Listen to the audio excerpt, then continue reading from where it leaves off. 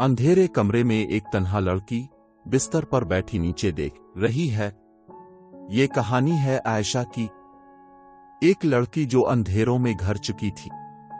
हर दिन एक जादू की तरह गुजरता, लेकिन इसके लिए ये सिर्फ एक और दुख भरा दिन होता।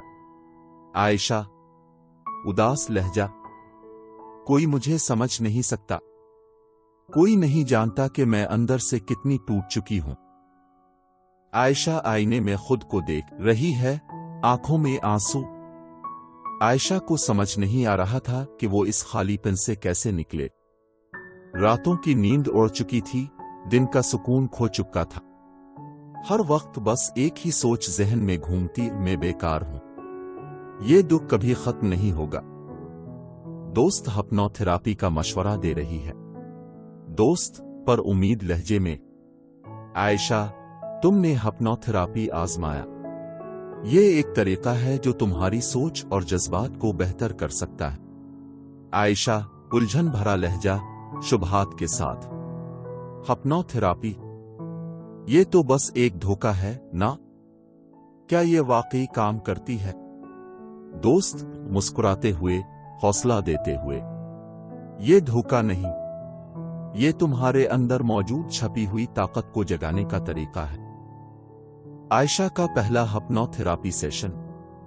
हिप्नोथेरेपिस्ट पुरसुकून आवाज में, आयशा, आंखें बंद करो, गहरी सांस लो। तुम्हारा हर तनाव आहिस्ता आहिस्ता घुल रहा है।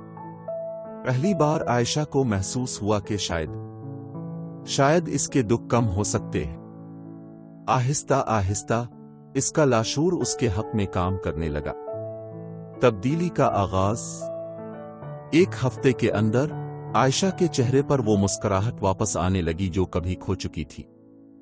उसने महसूस किया कि इसके दुख का जरिया इसकी अपनी सोच थी, और हिप्नोथेरेपी ने इसे इन ख्यालात को बदलने का तरीका सिखा दिया।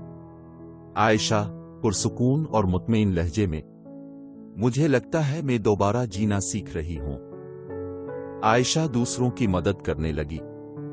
आयशा सिर्फ अपने लिए नहीं, दूसरों के लिए भी रोशनी बन गई। उसने सीखा कि अंधेरा तभी खत्म होता है जब हम रोशनी को अपने अंदर तलाश करना शुरू करते हैं। आयशा एतमाद के साथ, मुझे दुख होने नहीं, मेरे हौसले ने जीत लिया है। पैगाम, अगर आपका कोई अपना भी डिप्रेशन का शिकार है, तो हिप्नोथेरेपी एक उम्मीद की किरण बन सकती है। आज ही अपना पहला कदम लें और अपनी जिंदगी को बेहतर बनाएं।